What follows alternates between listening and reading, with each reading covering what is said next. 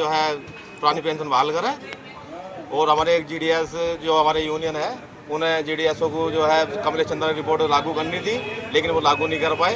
2016 में वो पूर्ण रूप से लागू नहीं हुई है। एक चीज़ है हमारे यहाँ जो निजीकरण की बात चल रही है, निजीकरण ज़्यादा कर रहे हैं इस गवर्नमेंट में, निजीकरण ना हो। और एक हमारा है मुद्दा इसमें 18 महीने एरियर जो हमारा काटा था उसमें कोरोना पीरियड में, तो वो उसका हमें एरियर मिले 18 महीने का। इससे पहले भी कभी इन मांगों को उठाया गया है? इन मांगों को हाँ वो काफ़ी समय से उठाया जा रहा है। सरकार ने कर्मचारियों की मांगे न मानी, इसलिए हमको मजबूरन हड़ताल पर जाना पड़ा।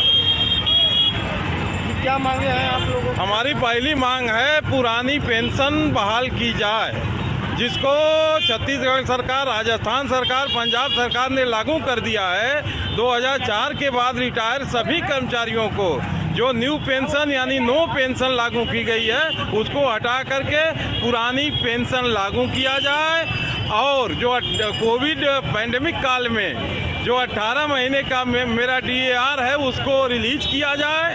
तीसरी मेरी मांग ये है कि जो 5% मृतक आश्रित कोटा है उसकी सीलिंग को हटाया जाए। निजीकरण जो किया जा रहा है सरकारी संस्थानों को उसको तुरंत बंद किया जाए। तो सरकार की सभी विरोधी नीतियां हैं, जो श्रम कानून उसमें बदलाव लाने की मांग है, और ओल्ड पेंशन को बहाल करने की मांग है, और जो हमारा DA जो पेंडिंग है, जो कोविड काल में सारे केंद्र कर्मचारियों ने, अब खासकर हमारा डिपार्टमेंट पोस्टल डिपार्टमेंट ने सारे ऑफिस बंद होने के बाद हम लोगों ने काम किया है, जो DA का एरियर का भुगतान वो किया जाए, और ये आपके जो हमारी भर्ती पर रोक लगाया गया उसको चालू किया जाए। सर हमारी मांगे हैं जो 4 लेबर एक्ट में बदलाव करके मजदूरों को पूंजीपतियों का गुलाम बनाने की जो एक सरकार की कोशिश है, जो पूंजीवाद की तरफ समाज को ले जाना चाहते हैं, उसके खिलाफ हम खड़े हुए हैं। बैंकों का निजीकरण करके ये बैंक की जो संपत्ति हमारी आपकी और ये फेरी वाले रिक्शे वाले जो मेहनत करके संपत्ति जमा करते हैं उसको फिर बड़े बैंकों में बनाकर फेल करा के उन पूंजीवादियों को जो देने की साजिश है। मैं पूंजीवाद के खिलाफ नहीं हूँ, आपको ठीक है पूंजीपतियों को देना है, उनके नए बैंक खड़ा करिए, वो रूट लेवल से बैंक खड़ा करें, वो रूट लेवल से रेलवे खड़ा करें, वो रूट लेवल से रोडवेज खड़ा करें। आपने जो इंफ्रास्ट्रक्चर बनाया है जनता का, जनता के पैसों से, उसको आप औने पौने दामों पर किसी भी तरह से दे देना चाहते हैं उन पूंजीवादियों को। आप लगाइए, आप रिलायंस को दीजिए, आप अंबानी को दीजिए, वो नया रेलवे खड़ा करें, नए प्लेटफॉर्म खड़ा करें, आप उसको लीज होल्ड पर दे रहे हैं, ये गलत है, ये सरकारी संपत्ति का हनन है। आप सरकारी बैंकों को जो यहाँ पे फेरी वाले मजदूर, हमारे जो कर्मचारी पुराने कितने जो अब नहीं रहे, जो शहीद हो गए, जिन्होंने शहीद मैं इसलिए कह रहा हूँ क्योंकि उन्होंने वर्क प्रेशर में फांसियां लगा ली, उनके द्वारा खड़ा किया हुआ ये बैंक है। आप इसको बेच के उस अंबानी को देना चाहते हैं जो एक पूंजीवाद के बाद चला जाएगा। ऐसा हम होने नहीं देंगे, और ये लड़ाई अभी ये केवल शुरुआत है। अगर ये सरकार नहीं मानेगी तो ये लड़ाई, जिस तरह किसान आंदोलन में हमने जमीन बचाई है, उसी तरह हम मजदूर अपनी जॉब, अपनी रोजी रोटी बचा के अपने परिवारों को संरक्षित करेंगे। मांगे नहीं पूरी तो क्या करेंगे? मांगे हमारी पूरी नहीं हुई तो हम पूरे देश में हड़ताल करेंगे, हम पूरे देश में दिल्ली को घेरने की कोशिश करेंगे, और उसके बाद हम जिस तरह से, मैंने बताया ना आपको, किसान भी हमारे साथी हैं, हम किसानों के परिवार से ही आते हैं, किसान संगठन के साथ हम खड़े हुए थे, मजदूर संगठन और किसान संगठन हमारे साथ खड़ा हुआ है। जिस तरह से उन्होंने शांतिपूर्ण तरीके से अपनी बातें मनवाई, क्योंकि सरकार को भी पता है कि एक काला कानून वो ला रही है, इसके लिए कोई बात करने सामने नहीं आता। हमारे संगठन के बड़े पदाधिकारी चाहते हैं कि खुले मंच पर प्रधानमंत्री भाषण करते हैं, वित्त मंत्री भाषण करते हैं, एक खुले मंच पे जो कानून लाने वाले हैं उन्होंने न किसानों से बात करनी चाहिए, न हमसे बात करना चाहते हैं। अगर वो हमारे फायदे के लिए है तो आप वो फायदा हमें खुले मंच से आप पत्रकारों के सामने वो समझा दें, हमारी बातों का जवाब दे दें। अगर हमारा फायदा है तो हम क्यों स्वीकार नहीं करेंगे, आप मुझे ये बताइए। तो आपने सुना वो तमाम जो कर्मचारी हैं जो हड़ताल कर रहे हैं, उनकी क्या क्या मांगे हैं, और इसी पर आखिर ये बैंक कर्मचारी हड़ताल कर रहे हैं और इसका क्या प्रभाव पड़ने वाला है, इसी पर लगातार हम चर्चा करेंगे। और हमारे साथ तमाम जो मेहमान हैं वो भी जुड़ गए हैं। आपको बता दें कि आकाश जिंदल जी इकोनॉमिक एक्सपर्ट हैं, हमारे साथ जुड़ गए हैं। ताहिरा हसन जी सामाजिक कार्यकर्ता हैं, हमारे साथ जुड़ गई हैं। और हमारे संवाददाता अरहम अली मुरादाबाद से हमारे साथ जुड़ गए हैं, अब्दुल कादिर बहराइच से, अनवर रजा बांदा से और अंतिमा सिंह संवाददाता वाराणसी से हमारे साथ जुड़ गए हैं। आप सभी का बहुत स्वागत है। सबसे पहले जो तमाम संवाददाता हमारे साथ जुड़े हुए हैं, अरहम आपके पास आते हैं। मुरादाबाद में क्या इस वक्त माहौल है, कर्मचारी किस तरह से हड़ताल कर रहे हैं? जी बिल्कुल, मैं आपको बता दूं कि आज सुबह से ही हड़ताल जारी है और ये हड़ताल 2 दिन रहेगी, और हड़ताल की चेतावनी पिछले 3 दिन पहले दे दी गई थी। और जो डाक के कर्मचारी हैं, सारे कर्मचारियों की नाम लिया है सभी का, पैनल का और संवाददाताओं का। जी। जो खाली पद हैं उन पर नियुक्ति की जाए और जो कोविड काल में जिनकी मृत्यु हो चुकी है उनको 10 लाख का मुआवजा दिया जाए। इन तमाम जो मांगे हैं वो हड़ताल उसी को लेकर के की जा रही है और कई मुद्दे ऐसे हैं जो पहले से भी हड़ताल की गई है, वो अभी तक उनकी मांगे अभी तक पूरी नहीं हुई है, जिनको लेकर आज दोबारा ये हड़ताल की गई है। इसको लेकर ही तमाम कर्मचारी एकजुट हुए और तमाम सरकार के विरुद्ध नारेबाजी की गई है। ठीक है। अब और भी संवाददाता हमारे साथ अलग अलग जगहों से जुड़े हैं। अंतिमा हमारे साथ जुड़ी हुई हैं वाराणसी से। वाराणसी में क्या माहौल है अंतिमा? इस वक्त कर्मचारी जो है वो लगातार हड़ताल कर रहे हैं, वाराणसी में क्या माहौल है? हाँ जी, आपको बता दें कि भारत बंद को लेकर वाराणसी में माहौल की बात की जाए तो वाराणसी में माहौल काफी गर्म है जी। क्योंकि यहाँ पे वाराणसी में चाहे डाककर्मी हो चाहे जो बैंक के कर्मचारी हो, वो हड़ताल पे बैठे हुए हैं। सरकार की नीतियों के खिलाफ वो धरना प्रदर्शन कर रहे हैं। कई सारी उनकी मांगे हैं, जैसे पुरानी पेंशन को बहाल की जाए, ऐसे कई सारी मांगों को लेकर वाराणसी में धरना प्रदर्शन, ये आपको बता दिए कल तक चलेगा। 28-29 से भारत बंद, वाराणसी में इसका काफी असर देखने को मिल रहा है। जी ठीक है। अनवर आपके पास आते हैं, बांदा से हमारे साथ जुड़ गए। अनवर, आज दिन भर बैंक जो है वो बंद रही और क्या असर वहां पर देखने को मिला? पब्लिक को किस तरह से परेशानी का सामना करना पड़ा? देखिए, शादियों का माहौल चल रहा है। कई लोगों को, किसानों को भी जरूरत है, कहीं पैसे निकालना है तो कहीं पैसे डालना है। इसको लेकर ग्रामीण क्षेत्र के लोग जिस तरह से आए हैं और सुबह से ही बैंकों के भीड़ लगी हुई, मेरे सामने अभी भी आप देख सकते हैं कि किस तरह से भीड़ लगी हुई है एटीएम के सामने। तो सुबह जो शहर के जो एटीएम थे, वहाँ कोई भी एटीएम ऐसे नहीं थे जिसमें पैसा हो और सुबह से ही लाइनें लगी रही हैं। वही कर्मचारी संघ अपनी पेंशन बहाली को बात कर रहे हैं, वही कोरोना में मौत की बात कर रहे हैं कि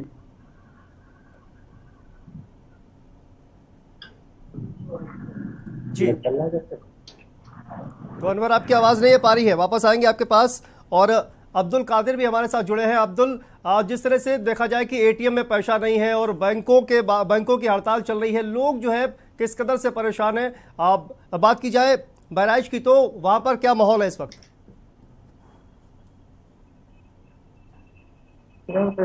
जी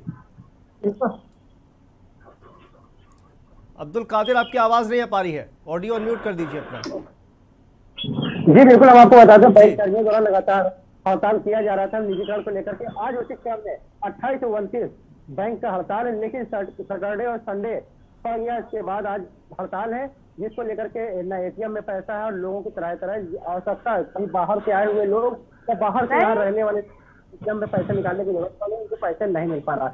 आज एटीएम भी कुछ एटीएमों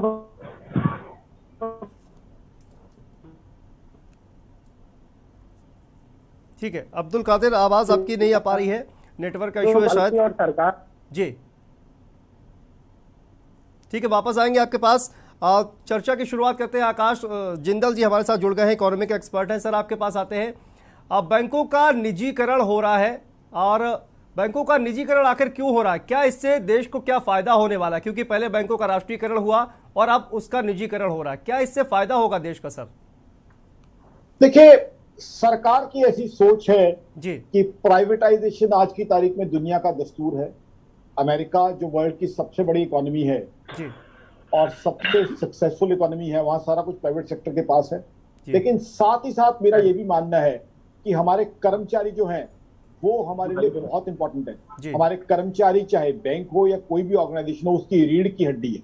तो मैं तो मेरी ऑर्गेनाइजेशन आकाशजिंदल.in की सरकार से को ये सलाह है और रिक्वेस्ट है कि हमारे कर्मचारी भाइयों के साथ बैठे, उनकी बात सुने और इसका सोल्यूशन निकाला जाए, क्योंकि हमारे कर्मचारी भाइयों का दोनों तरीके से नुकसान हो रहा है। आज अगर हमारे कर्मचारी भाई बैंक में स्ट्राइक करते हैं तो उनकी तनख्वाह कटती है।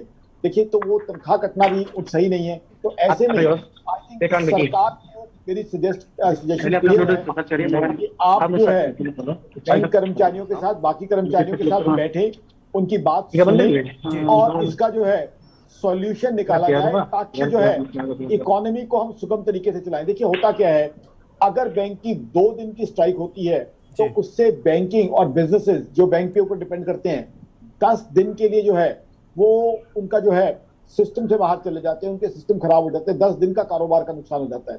तो इसलिए बैंकों की और इकोनॉमी की और सर्विसेज की स्ट्राइक को खुलवाना बहुत जरूरी है और उसके लिए यही है कि कर्मचारी भाइयों की बात सुनी जाए, उनको जो है कॉन्फिडेंस में लिया जाए और उनके साथ हाथ मिला के सरकार चले। बिकॉज देखिए, इस बात में कोई शक नहीं, आज चाहे हमारी रेलवेज हो, चाहे बैंक हो, उनको खड़ा करने वाले ये हमारे कर्मचारी भाई हैं, जिन्होंने 20-20, 25-25 साल लगा के इन ऑर्गेनाइजेशंस को इस लेवल पे लेके आए हैं। तो कहीं ना कहीं उनके साथ बैठना बहुत जरूरी है। आज हमारी इकोनॉमी वर्ल्ड की 5th लार्जेस्ट इकोनॉमी है। आज हमारी economy America, China, Japan, Germany के बाद 5th लार्जेस्ट इकोनॉमी है। आज प्राइम मिनिस्टर मोदी साहब के विजनरी एफर्ट्स की वजह से इस साल भी हमारी जीडीपी ग्रोथ बाकी इकोनॉमीज के मुकाबले फास्टेस्ट ग्रोइंग होने की उम्मीद है। तो बहुत तेजी से इंडिया ग्रो कर रहा है। आज 9% से ऊपर की जीडीपी ग्रोथ हम एक्सपेक्ट कर रहे हैं, जबकि पूरे वर्ल्ड की जीडीपी ग्रोथ मात्र 4% की एक्सपेक्ट की जा रही है। तो ऐसे में बहुत जरूरी है कि यहाँ पे स्ट्राइक्स ना हो, और जैसे ही रादर सरकार के पास स्ट्राइक का कोई नोटिस पहुंचता है, सरकार को मैं सलाह दूंगा कि उसी टाइम यूनियन के टॉप लीडर्स के साथ बैठा जाए, बैंक के टॉप कर्मचारियों के साथ बैठा जाए और सोल्यूशन की तरफ बढ़ा जाए।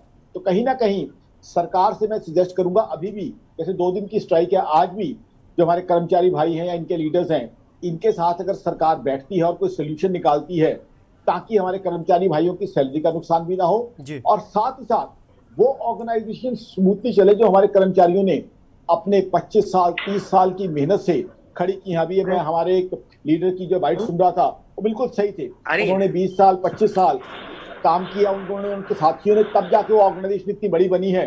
तो जाहिर सी बात है, सरकार को उनकी बात तो सुननी चाहिए जिन्होंने उस ऑर्गेनाइजेशन को सींचा है, उस ऑर्गेनाइजेशन को उस लेवल पे लेके आए हैं। आज की तारीख में देखिए हालात ये हैं कि चाइनीज इकोनॉमी डाउन जा रही है, कई तरह के इश्यूज है वहां पे, यूएस चाइना का इशू है, उसके अलावा एवरग्रांडे का क्राइसिस है। तो हिंदुस्तान की इकोनॉमी के लिए बढ़ने का बहुत सुनहरा मौका है।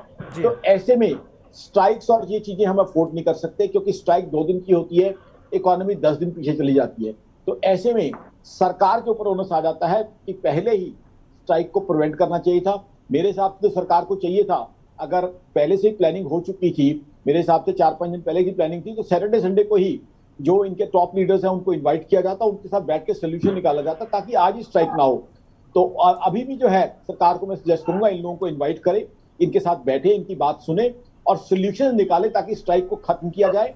हमारे कर्मचारी भाई खुशी खुशी बैंक्स में और जगह काम करें और इन ऑर्गेनाइजेशन को हम ग्रेटर हाइट्स पे लेके जाएं, ताकि इंडियन इकोनॉमी जो आज 5th लार्जेस्ट इकोनॉमी है, एक 5 ट्रिलियन यूएसडी का एक ख्वाब हमने देखा हुआ है, प्रधानमंत्री मोदी साहब ने अब एक विजन देखा हुआ है 5 ट्रिलियन यूएसडी का, वो इकोनॉमी का, उसकी तरफ हम तेजी से बढ़ सके और उस मार्क को हम अचीव कर सके, ताकि आज की तारीख में हम 5th लार्जेस्ट इकोनॉमी से भी 4th लार्जेस्ट या 3rd लार्जेस्ट इकोनॉमी बन सके, जिससे पर कैपिटा इनकम बढ़े, जीडीपी बढ़े, हमारी पर कैपिटा इनकम बढ़ेगी तो हर व्यक्ति को जो है कहीं ना कहीं फायदा होगा।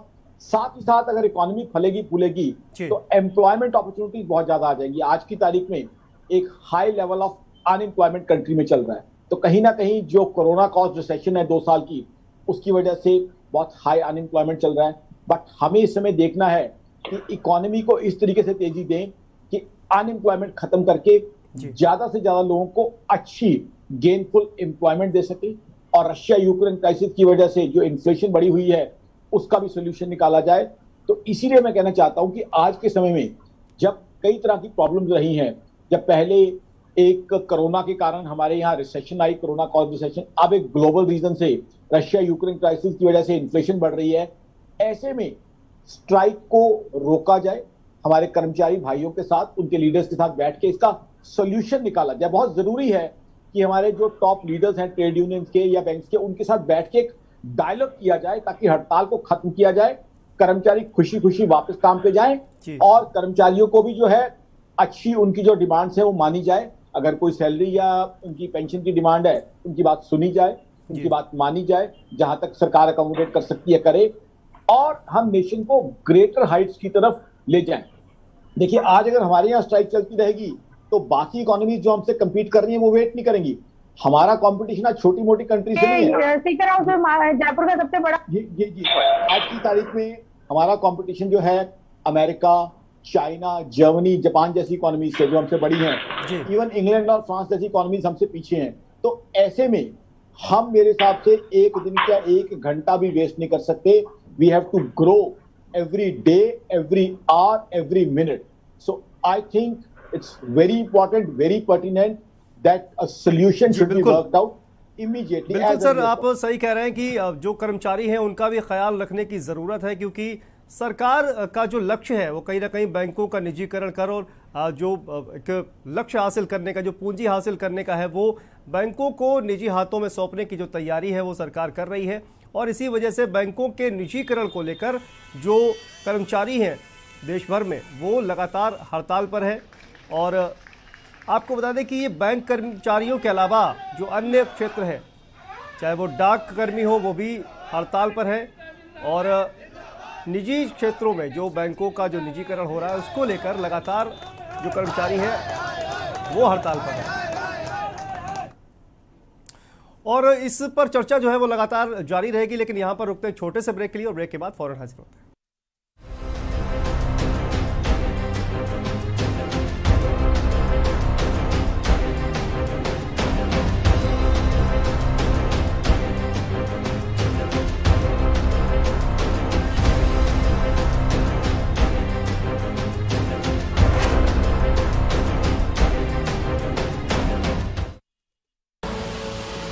देख रहे हैं के न्यूज, खबरों का सारथी। जुबान के लिए उड़ चला गैरों की ज़मीं पर, खुशबू अपने पन की ढूंढता। दूर कितना भी जा, इस जुबान से दूर ना जा पाओगे। विमल, बोलो जुबान केसरी।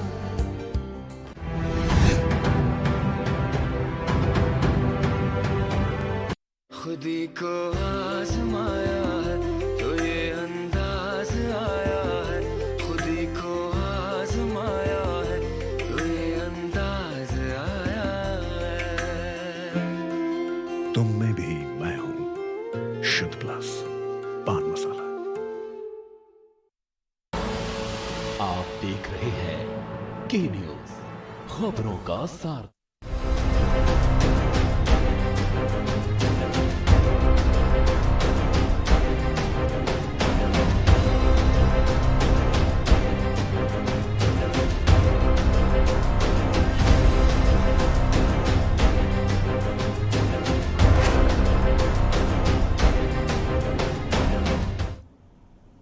तो ब्रेक के बाद एक बार फिर से आप सभी का स्वागत है।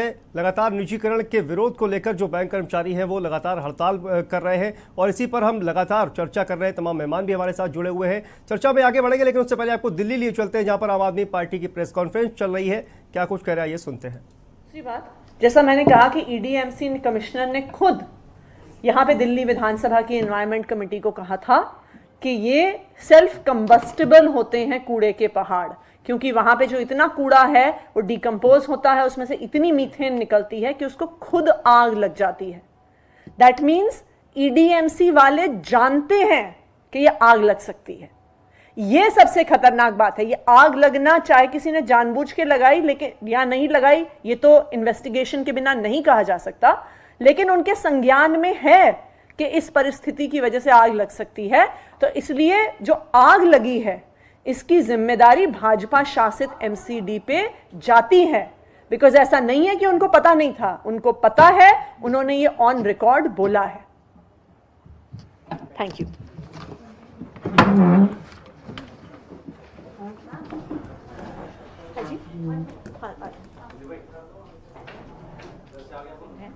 उस आग को बुझाने की कोशिश कर। तो आम आदमी पार्टी की प्रेस कॉन्फ्रेंस जहां पर दिल्ली में जो कूड़े के ढेर में आग लगी उसको लेकर प्रेस कॉन्फ्रेंस हो रही थी। वापस आते हैं अपनी चर्चा पर।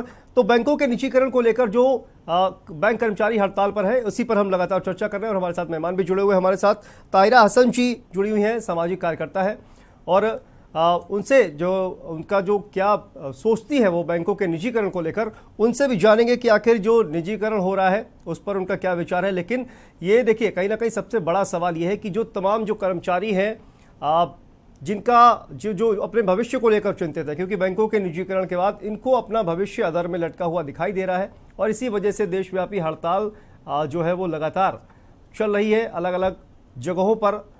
और हमने आपको दिखाया कि किस तरह से अलग अलग जगहों पर जो तमाम बैंक हैं वो पूरा दिन बंद है और एटीएम में पैसे की कमी हो गई है, जिसकी वजह से, क्योंकि शादियों का मौसम है, जैसा कि हमारे संवाददाता आपको बता रहे थे, शादियों का मौसम है और किसानों को भी पैसों की ज़रूरत है, तो इस वजह से जो एटीएम में पैसे की कमी हो गई है, बैंक बंद है, इस वजह से लोगों को काफ़ी ज़्यादा परेशानी का सामना करना पड़ रहा है। और ये जो समस्या है, आपको बता दें कि इस वजह से भी और भी ज़्यादा विकराल हो गई है, क्योंकि सैटरडे संडे जो 2 दिन थे वो भी बैंक बंद थी, क्योंकि जो चौथा शनिवार था उसकी वजह से बैंक बंद था, और उसके बाद रविवार को भी बैंक बंद रहे, और उसके बाद सोमवार और मंगलवार 2 दिन ये बैंक बंद होने की वजह से लोगों को और भी ज़्यादा परेशानी का सामना और करना पड़ेगा। तो तायरा हसन जी हमारे साथ जुड़ी हुई हैं, उनसे कमेंट देते। तायरा जी, ये बैंकों के निजीकरण पर आप क्या सोचती हैं? बैंकों का निजीकरण जो हो रहा है, सरकार जो कर रही है, आपके हिसाब से क्या ये सही है?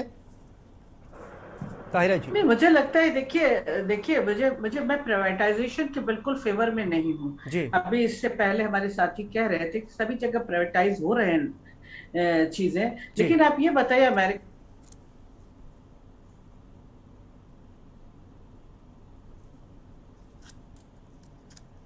जी, तो तायरा जी से संपर्क टूट गया, उनसे दोबारा नहीं, एक मिनट जी मैं कह रही हूँ कि ये बात उन्होंने कही थी। मेरा कहना है कि देखिए, वहां पे प्राइवेट स्कूल्स को क्या आप कंपेयर कर सकते हैं इंडिया के सरकारी स्कूलों को इंडिया के सरकारी स्कूलों से? हमारे यहाँ जो गरीब है, जो हाशिया का समाज है, उसको क्वालिटी ऑफ एजुकेशन नहीं मिल रही है। इसीलिए मेरा कहना है कि प्राइवेटाइजेशन जो है हमारे जो मार्जिनलाइज क्लासेस को इफेक्ट कर रहा है। ये मजदूर जो हैं, चाहे वो बैंक के हो, चाहे वो रेल पटरी पे काम करने वाला हमारा मजदूर रेलवेज का हो या डाक का हो, कहीं का भी हो, इसने राष्ट्र का निर्माण किया है, अपना खून पसीना दिया है, इन्होंने काम किया है, तब तैयार किया है। भारत निर्माण एक दिन में नहीं होता है, भारत का निर्माण रोज होता है और यही लोग करते हैं। किसान, हमारी महिलाएं और किसान मिलकर खेतों में करते हैं, खदानों में करते हैं। तो ऐसे प्राइवेटाइज उसमें बातचीत करें क्या? उनको कोरोना टाइम में ऐसे ही नौकरियां चली गई हैं, लोगों के पास नौकरी नहीं है, आप प्राइवेटाइज करेंगे। और ये जो पूंजीपति है, कॉर्पोरेट है, क्या आप ये समझते हैं ये बेचने वाले हैं? ये शिक्षा भी बेच सकते हैं, ये सब कुछ बेचते हैं, कॉर्पोरेट के हाथ में सब कुछ दे देंगे।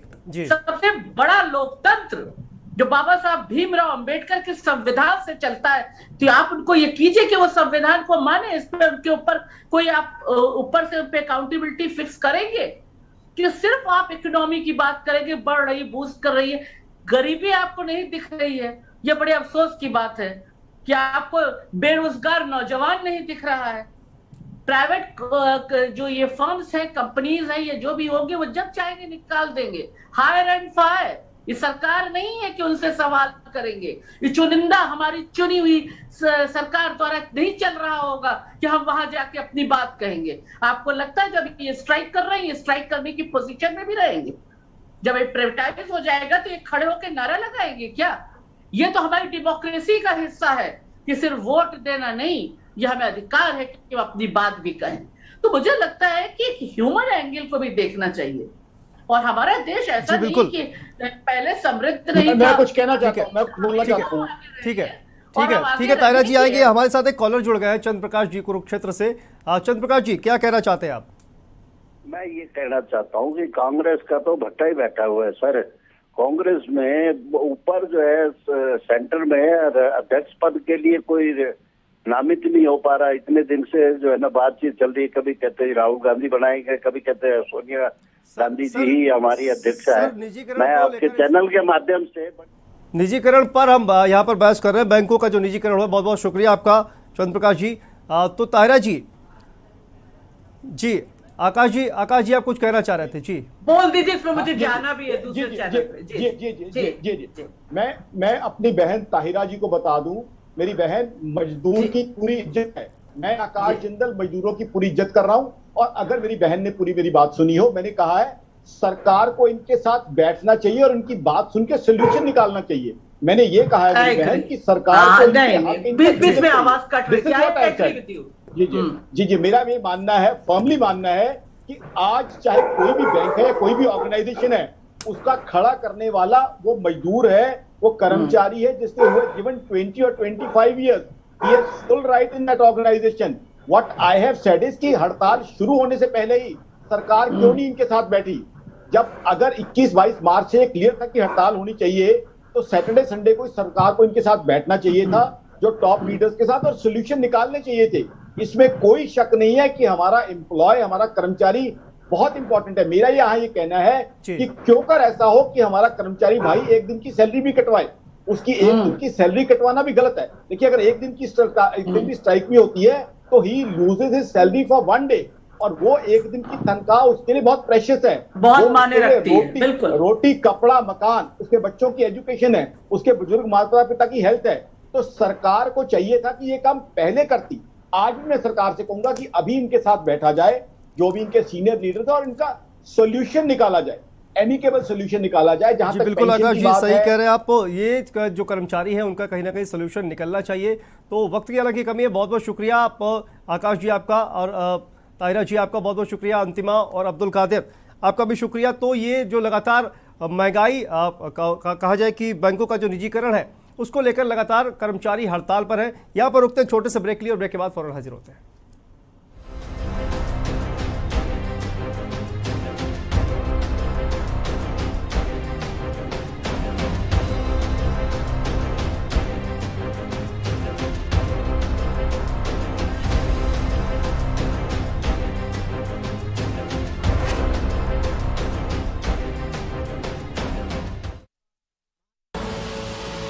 देख रहे हैं के न्यूज, खबरों का सारथी।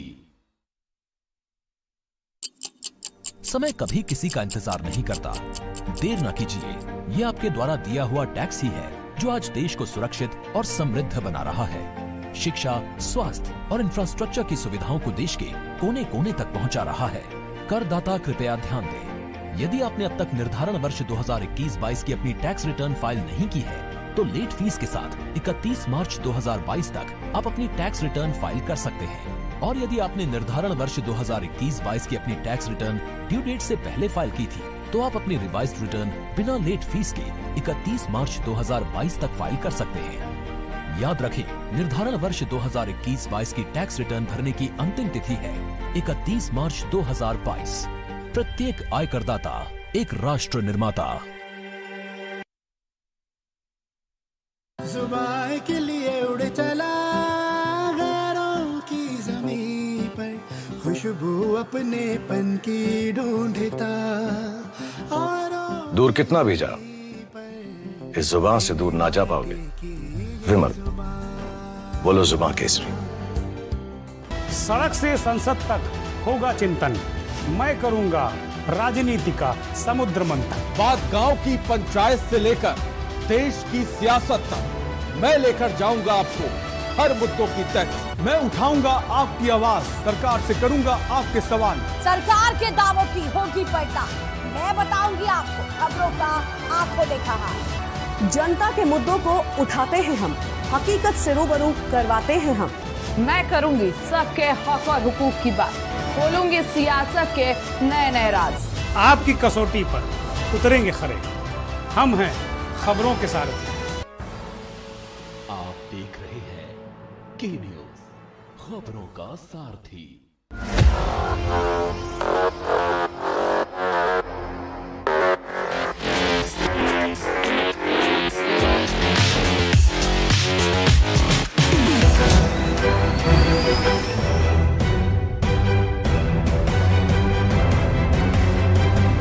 नमस्कार, अभिवादन आपका। मैं दुर्गेंद्र चौहान हूं।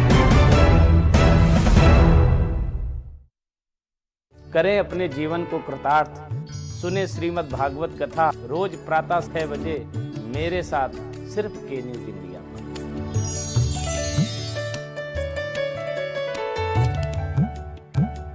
सड़क से संसद तक होगा चिंतन, मैं करूंगा राजनीति का समुद्र मंथन। बात गांव की पंचायत से लेकर देश की सियासत तक मैं लेकर जाऊंगा आपको हर मुद्दों की तक।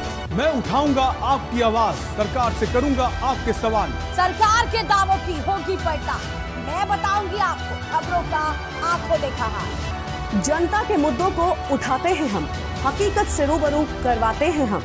मैं करूंगी सबके हक और हुकूक की बात, खोलूंगी सियासत के नए नए राज। आपकी कसौटी पर उतरेंगे खरे, हम हैं खबरों के सारथी।